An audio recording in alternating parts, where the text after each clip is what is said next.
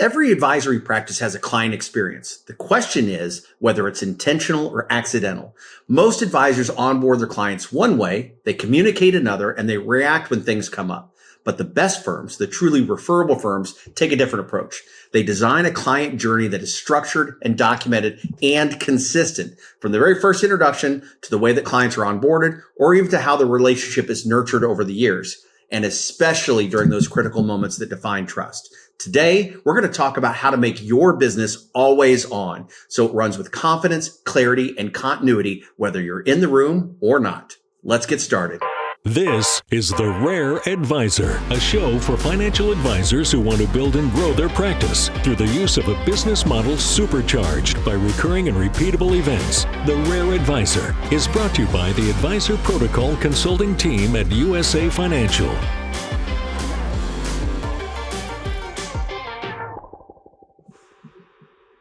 Welcome back to another edition of The Rare Advisor. I'm your host, Aaron Grady, and today joining me is speaker, author, founder of Pareto Systems, Duncan MacPherson. Thank you, Duncan, for joining me today. Thanks for inviting me, Aaron. I appreciate it. So I asked you to join today, Duncan. We were having this conversation about building a client-centered practice. And through that concept, I know through your work in both your books, you're always talking about building a practice designed around the client experience. But there's one concept that you really lean into, especially in the Blue Square method, and that's the idea around the always on client experience. Talking about what happens from the very first introduction through onboarding, through the ongoing relationship, and all those little critical moments throughout that are designed to define trust and advocacy. And quite frankly, Duncan, nobody really explains it as well as you do. So thank you so much for coming today, and I'm really excited about the chance to really kind of delve into this topic. So start by can you describe always on? This is the difference between a business that's personality driven versus one that's process driven. Can you start by explaining what does that really look like? The documenting, the refining, the optimizing the process. What are the levers that allow an advisory practice to scale just beyond the advisor themselves? Well, I'll start with just a bit of the backstory. I'm not sure if anybody finds this interesting, but it was in the early to mid 90s. I had another business, a marketing business, and I was actually in British Columbia on Vancouver Island doing some work there. And I had rented a brand new Mazda Miata. Weather was beautiful. I was zipping around, and I happened to buy a book on tape, like cassette. That's how far back this goes. And it was The E-Myth by Michael Gerber, The Entrepreneurial Myth. And I was just starting, Aaron, to get into the financial services space. And I had an entrepreneurial mindset. I never really wanted to have a job. I just wanted to create a job and create other jobs.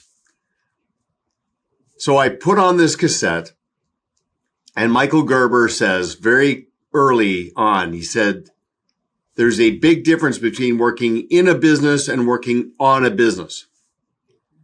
When you work in a business, you are trading time for money. You're exchanging your technical ability for a payment. It's transactional. You're not really building anything aside from maybe reputational equity. When you work on a business, you're really building something. And the analogy he used was, he talked about the difference between being a baker and having a successful bakery. Okay. So that's what launched this for me. Very early on, I was really focused on the difference between having a book of business and having an actual business. So I was telling advisors, you think for a living. It's, you're in the knowledge for profit business. You're not selling things. You're promoting the promise of the future. I said, you have to work through your knowledge and your expertise and start building intellectual property. And the way you do that is you get everything out of your head. And that evolved over time to this framework called always on. So you're always working on the business. And this framework is just basically a placeholder for where to standardize and organize and professionalize your client experience. Now, that's what it is. Let's talk about for a second what it does. What it does is gives you professional contrast, so you differentiate yourself from the pack. It makes you fee worthy, so clients focus on what you're worth, not what you cost. And ultimately, it makes you referable. So that's the backstory. And it just slowly but surely came together as this very well optimized framework for almost like a checklist of what advisors can do to get things out of their heads and out of the heads of their team members. Because remember, Aaron, and you know this, you're Pareto certified, you know this as well as anybody. If what you know resides in your head, it's a skill. The moment it's documented, digitally, physically, now it's intellectual property. Now you can really get serious. And the benefits are immense. So I'll let you chime in on that. That's the backstory. I know I find it more interesting than anybody else, but I wanted to hear it again because I love the origins. But that's where it starts. And we talk about it all the time.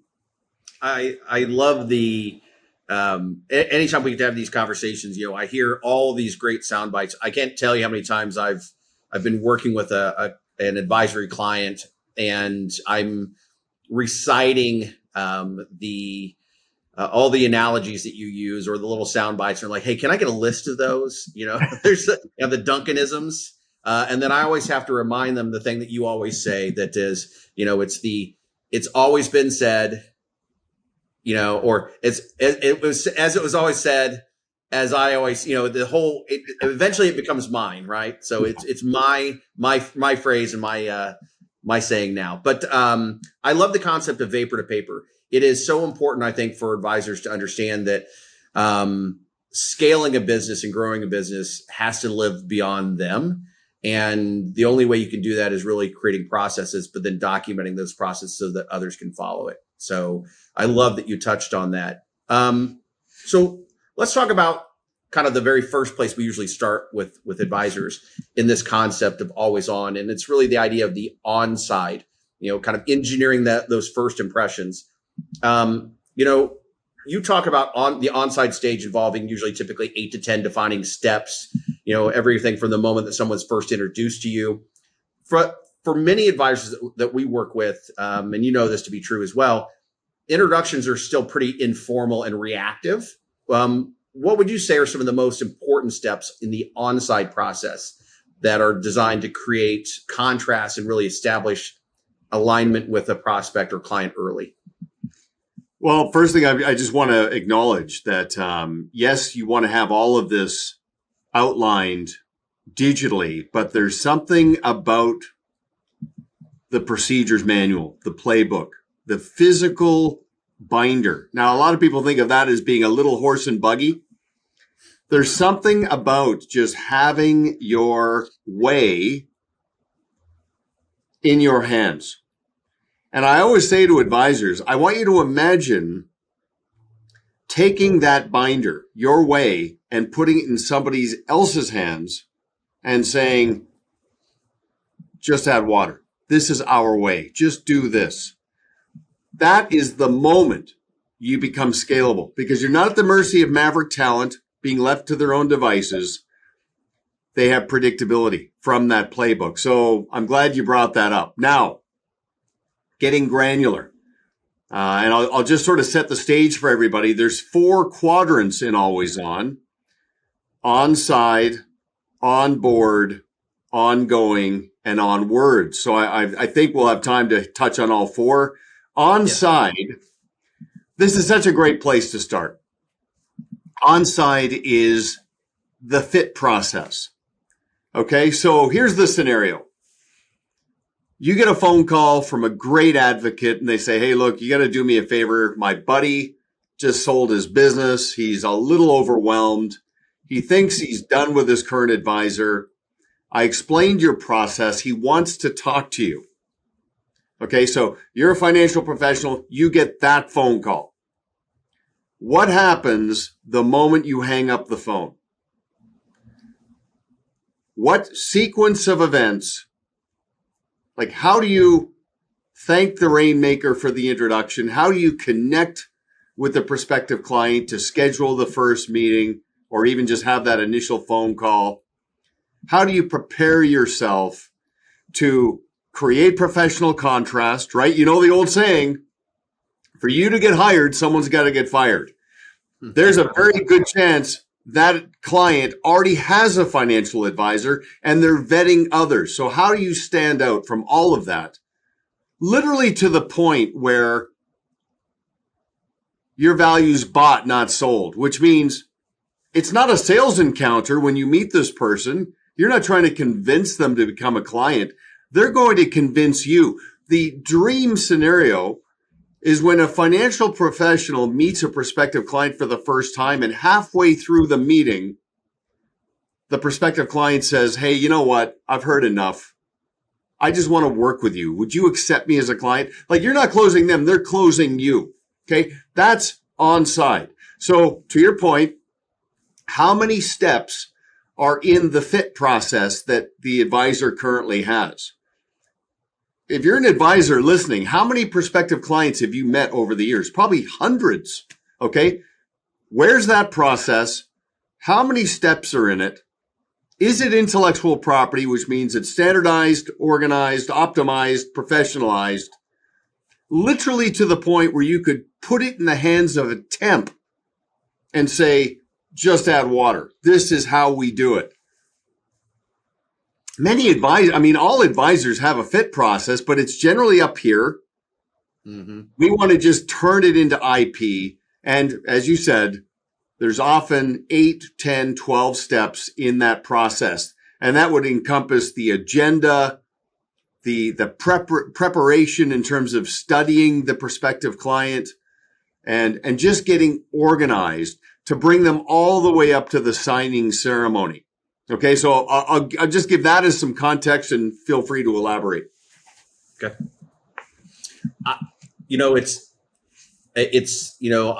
Of all the elements in the Onside part of the process, the idea and the concept around the fit and the concept of fit and establishing fit, you're right. I can't tell you how many times an advisor has told me, well, hey, look, I know within the first 5 minutes whether or not I'm going to take this person on as a client. It's not the point.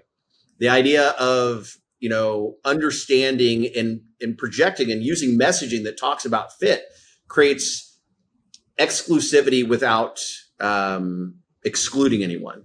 It creates something special, and it allows you to use purpose and intent to build relationships. And like you say, it's, to use the fishing analogy, it's when the fish start jumping in the boat, when people are selling you on why you need to bring them on.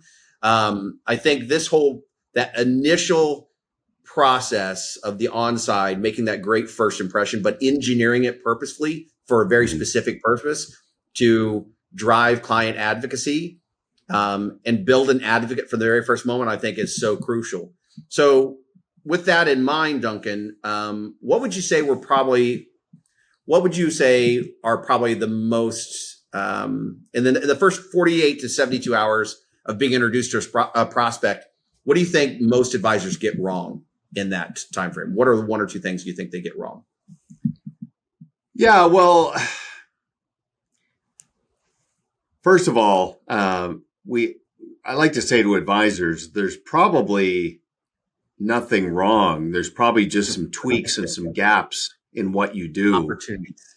Yeah, exactly. And call that positioning, diplomacy, whatever you want to call it. But it's usually the case. But now backing up a little bit, professional scarcity, that's engineered. Yes. Like if you go right to Maslow's hierarchy, right in the core is belonging. Like if I'm a client, I want to feel like I belong to something. that's even bigger than just safe harbor in terms of how you manage my money. But it's just like, I'm part of something very meaningful, very unique. And having a fit process instead of a sales encounter activates that professional scarcity. Okay, so I'll just start there. The other thing is, and again, I just want advisors to expand their thinking around how they're perceived and how they're described. The fit process impacts referability, because if I'm a client, it's easy for me to refer a friend. It's just easier not to. It's just easier not to get involved. But the moment I understand how introducing a friend to my advisor will ultimately come back to reflect on me, I feel compelled. You see, advocacy philosophically is not about me just being an advocate for the advisor. I have to get to the point where I feel I'm doing my friend a disservice by not introducing them to my advisor. With everything that's going on in the world, there's a lot that's topical in the world of money. Now, here's my point, and you know this.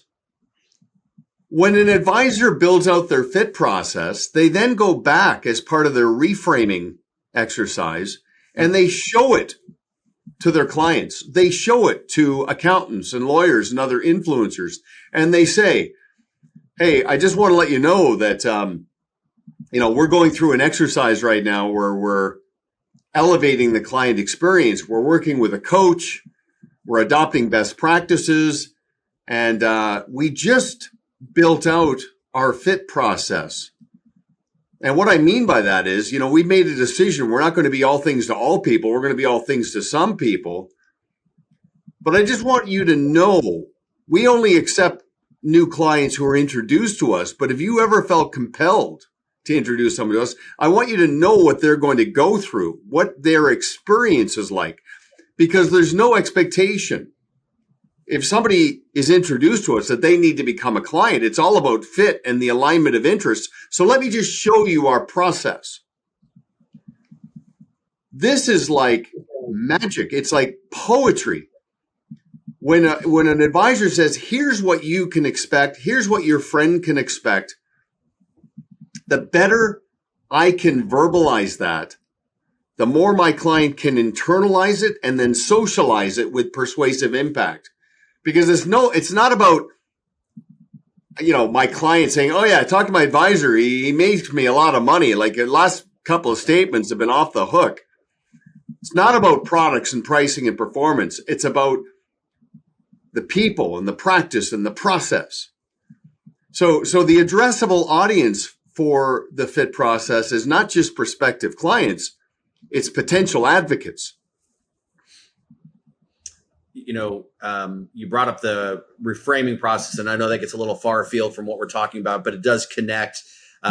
We could actually have a whole conversation on the reframing process. No doubt. Myself and a couple of the other Pareto coaches have actually started using, I have this great graphic that shows all these different chocolate chip cookies, and they all look different. And it's all about the subtle differences in the recipe that you use cold butter versus, melted butter. You use brown sugar versus granulated sugar, and how it affects the outcome. And I bring this up because, we talk about these steps in the process, and even in the reframing process, there's often times where people try to shortcut to the outcome. And if you change the recipe, you change the outcome. And so I love the thought process that having even a simplified version of the always on, looking at this through this lens of having even 4 different quadrants where you can actually say, okay, as long as I try to follow this recipe when I'm building my client experience, I have a better assurance of creating professional contrast and getting the outcomes I'm seeking. A consultant's version of recipe is the word process. Yes. I've had so many advisors, I'm sure you have too, who have said, I started imprinting the word process in my conversations with clients. Just imprint. Just let's stick to the process. That's the next step in the process. We've got a process in place. Just imprinting it over and over again, that my clients started internalizing that. Is that part of the process? That type of thing. And then the advisor would get a referral, and the advisor would call up the rainmaker and say, I really appreciate the introduction. I love meeting your friend, such a great guy. And I'm curious, what did you say? What kickstarted the whole conversation? When a client mirrors your value back on you and says, well, I was at a barbecue and my friend went off on a rant about his advisor, and I just explained your process. And he said, I've got to meet your advisor. They don't even realize what they're saying, but they've internalized it. It's so incredibly powerful. So recipe, process, it's just so, it's not what it is. It's what I think it is. It's a thing. It's not just that you're a good person and you try hard and you're smart. It's you've got this thing, and I want to be able to transfer that to somebody else. I love it. So let's talk about the next quadrant in the process, the onboard side, the idea of trying to reduce the buyer's remorse or even fast tracking advocacy. In the onboard stage, looking back to the book, The Blue Square Method, you emphasize that advisors are at their highest level of referability, or we would say introducibility, early in the relationship. Can you talk about the onboarding, how this process can be intentionally designed to reduce buyer's remorse and accelerate to client advocate status? Well, and yeah, you're right. I mean, the referability is so high because by virtue of contrast, what they just left, that bar was low. But it's also like my experience is so fresh. Like I just went through it. So I feel compelled now to share it because I'm like, wow, this is so superior. Okay, so just backing up, I'll ask an advisor, I'll say, how many clients have you onboarded in your career? And of course, it's hundreds. And I'll say, okay, how many steps are in your onboarding process? And they'll say, I don't know, like probably 10. I don't know, I have 6. I don't know. I say, you need to know because you have to turn it into intellectual property. You've got to do your inventory. You've got to know your number. And so I'll just say to the advisor, sit down with your team, lock yourself in a room, turn off the phones, and say, okay, what happens at the moment of the signing ceremony? Like the moment a prospective client says, yes, I want to work with you. What happens?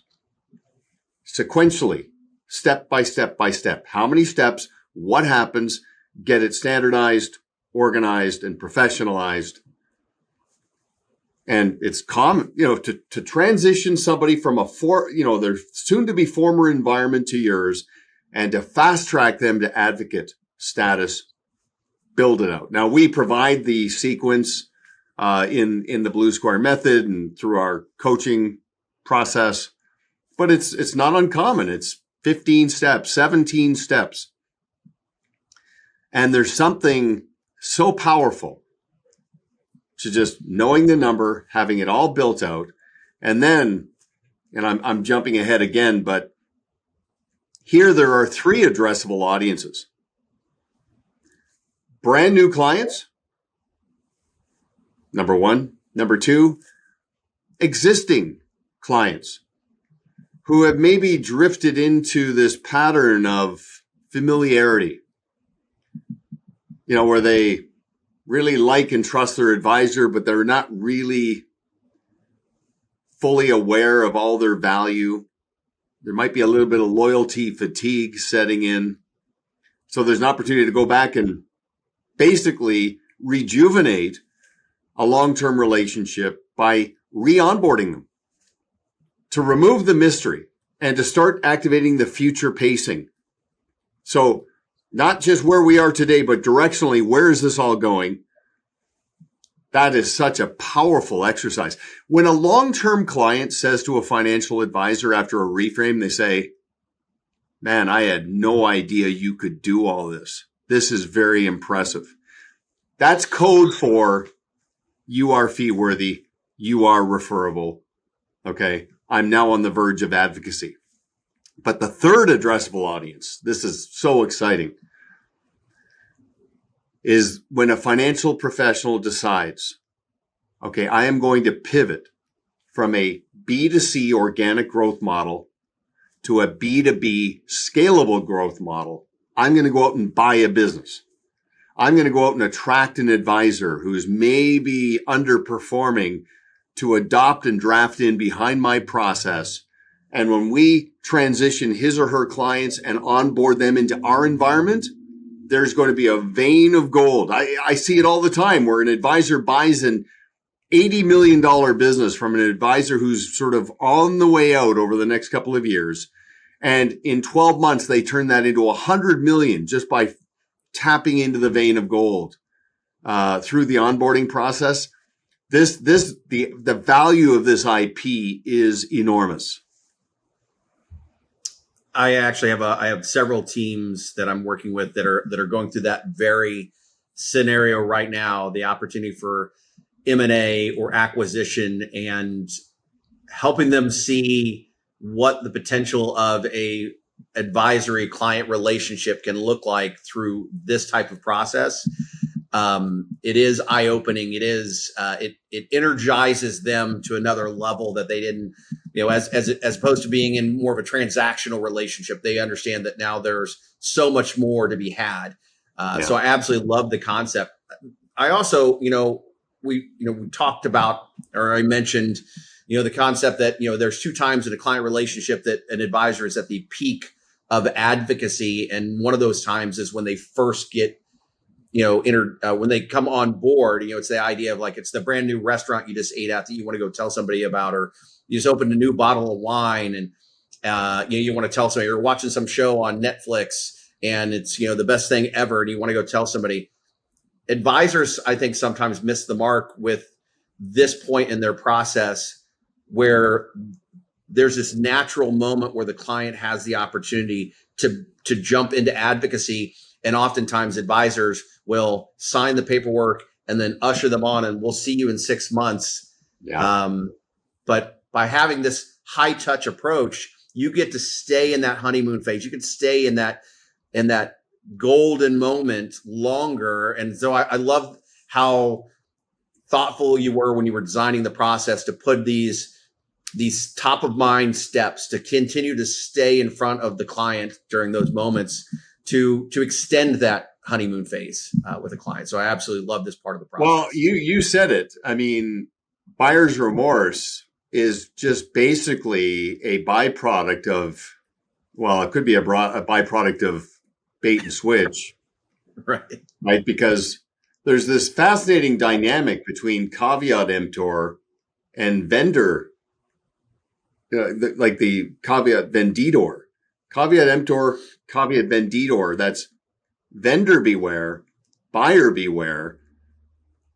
When you're fixated on alignment of interests, it removes any anticlimax because it's not the shooting star where it's all, exciting and then it just falls off. It's the steady burner. Like it just keeps going. That's powerful. It just builds on its own momentum and energy. So, when an advisor becomes franchise ready, their enterprise value goes through the roof. The fulfillment skyrockets because they're like, wow, I'm harnessing my life's work and having scale without dilution and without wearing yourself out because you've got this IP. It's very, very cool. I love it. So we've talked about the Onside quadrant, which is really kind of focused around the initial engagement with a prospective or prospective client, the fit process, which there's so many different elements in there too, the introduction kit and the messaging, and setting yourself apart and building and laying those foundation stones for advocacy. We've talked about the onboarding, which is, all right, now we've signed all the paperwork, but now how do we tailor an experience through the lens of the onboarding that continues to promote advocacy and right in that honeymoon phase when there's a really unique, natural opportunity there. Let's talk about the next quadrant of this process, the ongoing, how do you competitor proof through recurring and repeatable events, which, that's what RARE stands for, is reoccurring and repeatable events. So you outline the 12-4-2 model kind of as the baseline of the client experience. And in some cases, up to 34 touches for AAA type of clients. How should advisors be designing a recurring and repeatable ongoing experience that both builds a firewall around the relationships and continually earns full empowerment? Well, the first thing I just want to remind everybody about around advocacy, advisors have been asking me for years, how do I get more referrals? The first question I'll always ask them back is, are you referable? And they'll always say, well, yeah. I mean, some people get offended that I would even ask them. They're like, of course I'm referable. The enlightened will say, well, I'd like to think so. They're a little bit more understated. But I just remind them, if you look at the word deserve, do you deserve referrals? It stems from the Latin words to serve, deserve, to serve, from service, derived from service, okay? Which means your referability is not just tied to your technical ability and core competency around how you manage money. It's how you manage the relationship through best practices. So having a service model ensures that you deserve referrals. So it's not just reactive, it's predictive. It's client facing. You're saying, this is what you can expect from us in the next 12 months. Literally on the onboard, it's this is what the next 12 months look like. These are our touch points. Predictive, proactive. Now, of course, you've got to tie that to the classification of the client. I mean, if you think about the Pareto principle, you've got to invest 80% of your time on the 20% of the clients who generate 80% of the business.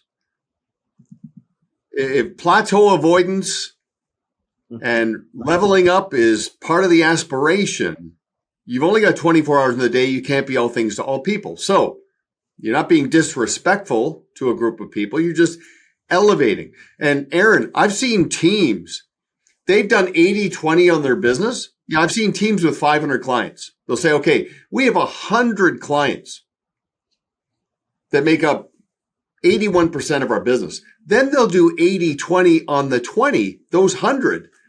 They'll have 20 clients that are just colossal. And assuming that it's not just assets, but there's attitudinal elements and potential for advocacy, which makes AAA. I've seen teams that have had 50 touches for the 20 in 12 months. So it's not just the red phone under the glass jar reactive. When that phone rings, the world stops. The predictive elements around content and what they're invited to and the amount of scheduled communication is incredible. But as you said, it starts 12-4-2, 12 touches, one a month at a minimum, minimum requirement, one touch a month, 4 scheduled meetings prompted on the client's birthday and then on a 90-day rotation, and 2 scheduled meetings. Minimum requirement. Now, of course, for the 80%, those can be virtual meetings. You can scale that back a little bit.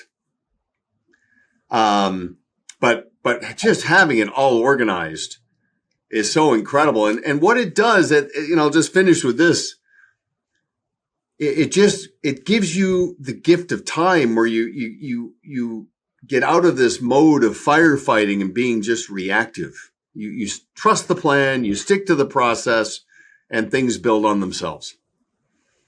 You know, some of the most meaningful work we've done with advisory clients is helping them redefine or even define what their service models look like. And there's times, Duncan, where I'll be on calls with an advisory team and we're talking about this concept. And there's the other element to it, you've mentioned it several times, is setting clear expectations of what the relationship looks like. You know, bringing stuff from the dark and bringing it into the light and truly being transparent with clients and saying, hey, this is our commitment to you. There's times where it almost feels like I've walked an advisory team to the edge of a building and I'm saying, okay, now, because the idea of putting this all out in front of their clients and being transparent and saying, we're going to commit to doing this sometimes is a lot to take into. But I love what you said, having a process and understanding that this high touch approach is not for everyone. It's for a tailored group of your best client relationships. You can do more for a smaller group. If you're trying to continue to do everything for the world, it's not scalable, but you can for this group. And so I love when those light bulbs go on with advisors and they really understand, wait a second, now we can create something special. Something that's always a moment that we reflect on too, is I always tell advisors, when we ask that question, it's like, well, what does your current service model look like? And then, well, everybody gets the same stuff. And that's a slippery slope in and of itself, because the worst possible thing that could happen is your best clients ever to feel like they get treated just like your least client relationships. You know, there is some benefit to membership having its privileges. And so I love having these conversations around the ongoing part of the process of defining a service matrix. I always talk about like a stewardship framework, you know, how you're stewarding the relationships. But I love this part of the conversation of how do you continue to nurture those relationships ongoing. Well, Aaron, I was just, I spent a few days with Chris Jepson, as you know.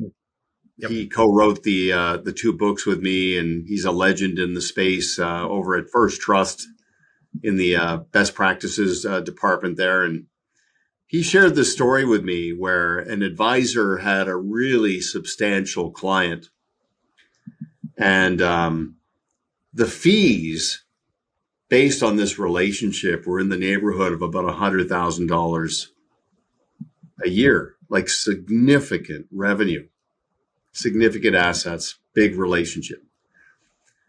This client, as the story goes, referred his sister to the team, who was going through some things apparently. And she was a much smaller client.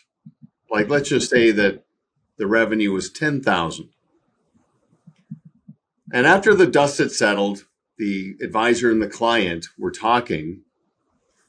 And if I'm getting this right, the client, the significant client said, hey, you know, I really appreciate you taking on my sister. And I know you mentioned to me that she can expect the same level of service I get, which I appreciate, but I'm just curious because,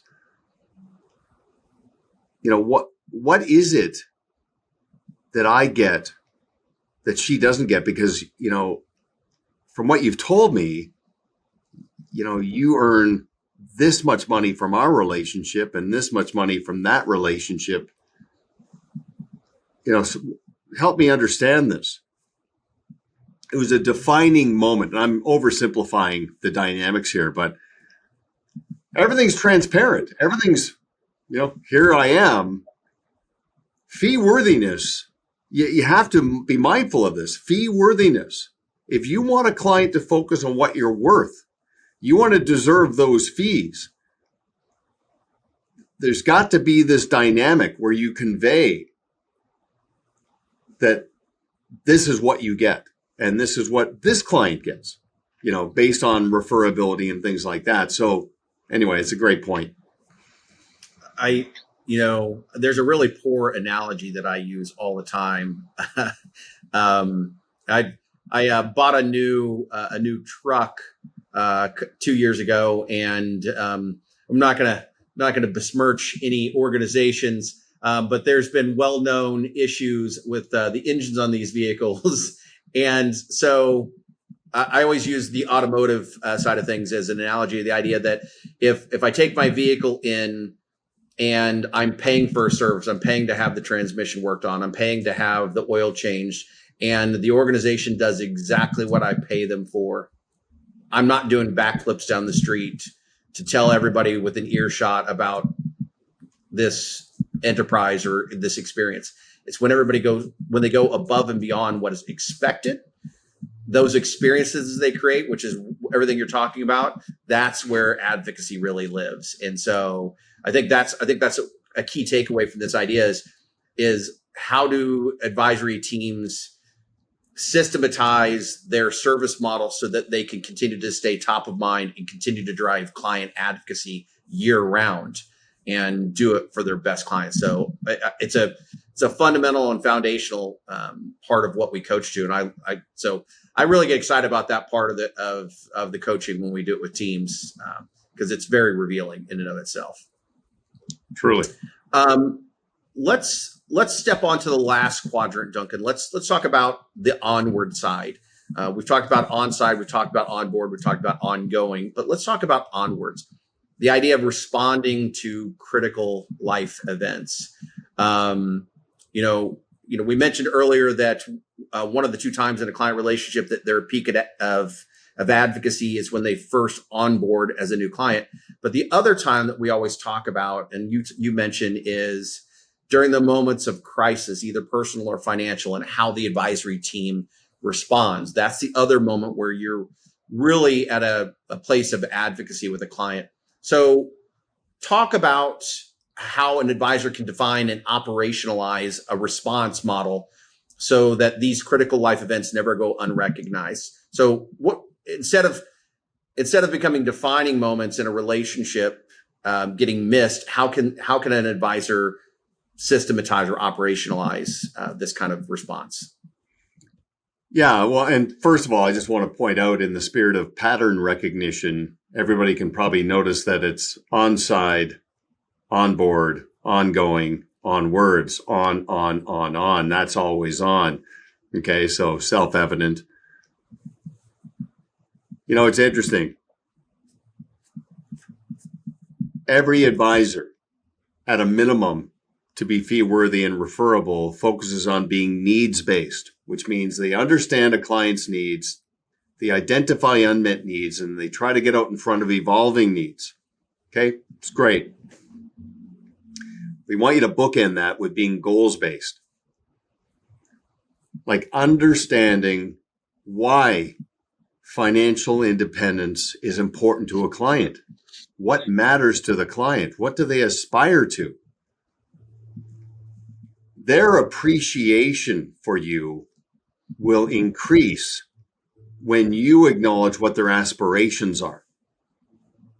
It's not just that you care specifically about what they care about.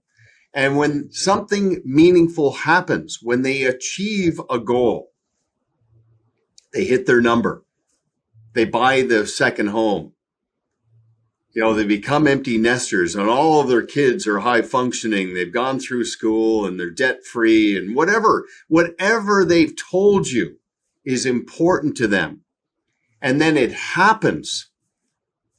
That is a moment of truth. That is a milestone. That is a critical life event.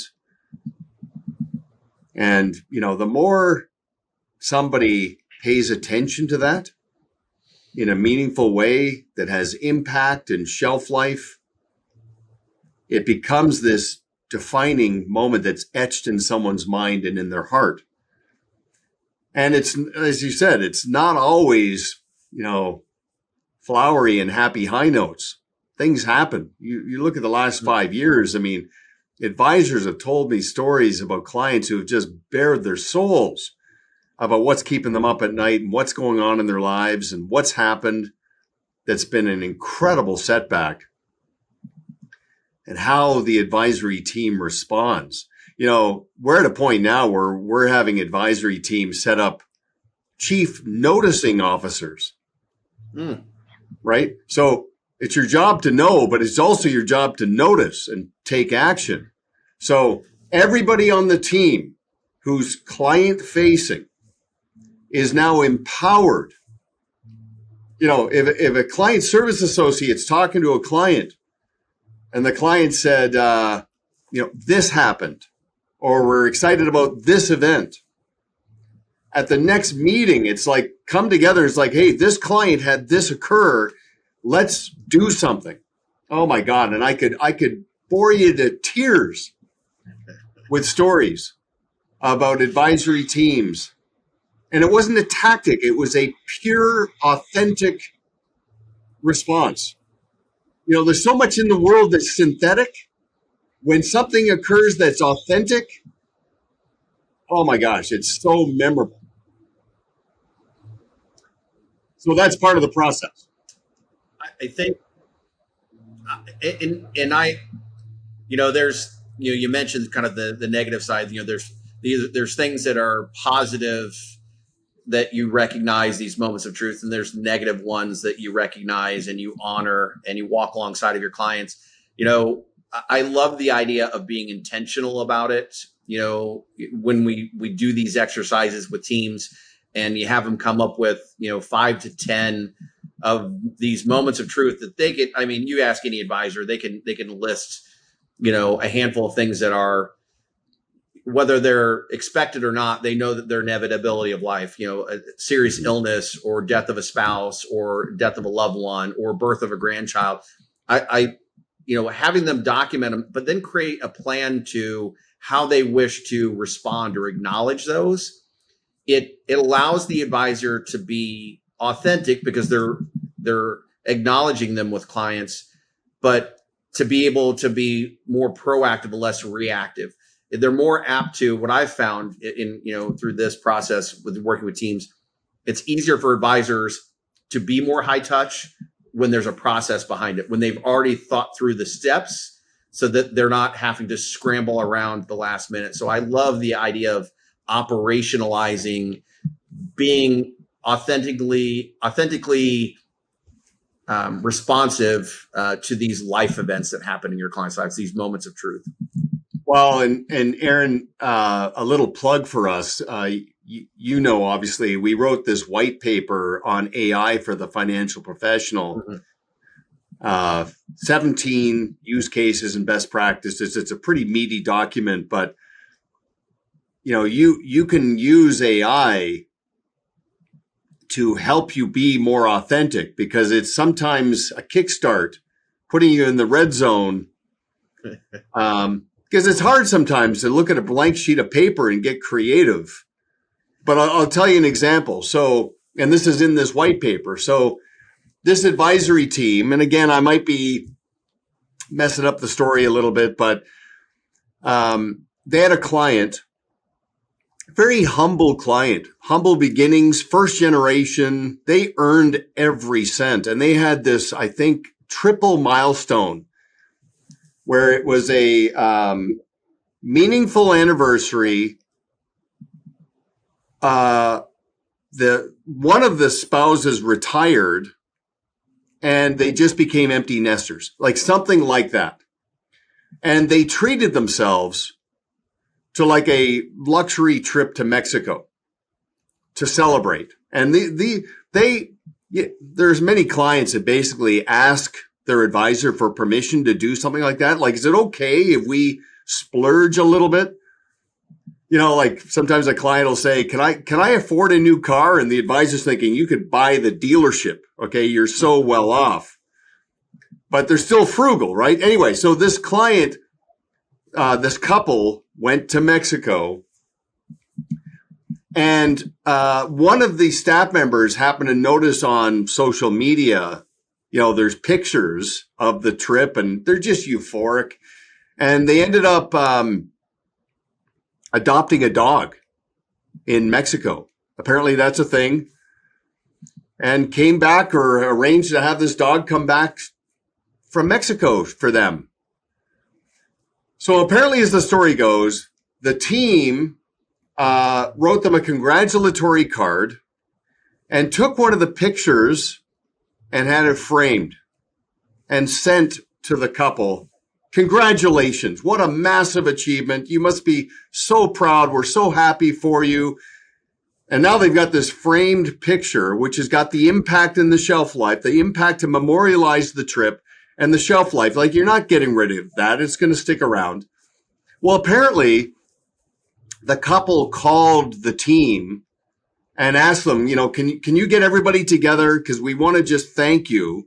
So the couple is literally choked up talking to the team on speakerphone saying, none of this happens without you guys. Like, you guys helped us achieve all of this. Like, it was this kumbaya group hug. And I'm not saying get in the gift giving business. I'm just saying, like, pick your spots to slow life down. Like, the more technology creeps into our lives, the more the human touch is so impactful. That's what Onwards and being the chief noticing officer does in terms of strengthening relationships. I love it. So as we kind of put a bow on the always on client experience and building an advisory practice with intention, for the advisory team out there that's listening to this, that maybe is thinking, man, that's a lot of stuff. There's, I don't even know where to start with all of this. Yeah. What would you say is probably the first area to define or document to start building towards or moving towards an always on client experience or always on advisory practice?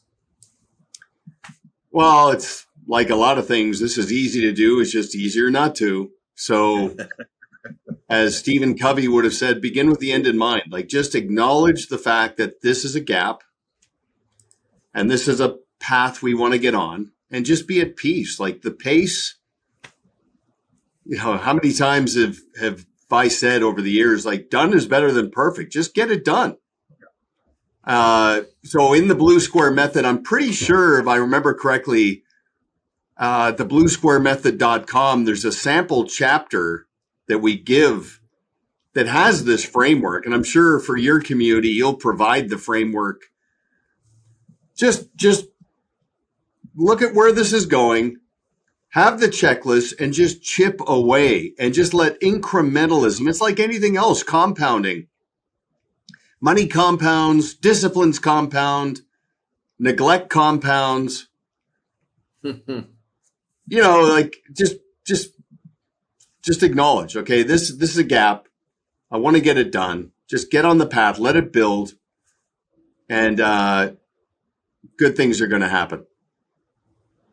I love it. Well, Duncan, I appreciate you taking the time today. I know that you're very passionate about this topic, and as well as I am. Any chance I get to have this conversation with you, I will never avoid it. So thank you again for taking some time to really expand upon the always on client experience and how advisors can get started with it, and kind of helping create some clarity in certain areas of being intentional about building a client forward practice. With that, if you like what you've heard today, please like and subscribe. And as always, as it's always said, when the why is clear, the how becomes easy. So never lose sight of your why. Thank you very much. This information is for licensed financial professionals only and is not intended for use in soliciting sales from the public. The views expressed represent the opinions of the presenter or their featured guest, not necessarily those of USA Financial or its affiliated subsidiaries. Industry references are generic and not intended to represent actions or beliefs of any individual or entity. Content is only presented to illustrate general principles, beliefs, or ideas and should not be construed as legal or regulatory advice. Trademark and copyright protected. USA Financial and Affiliates.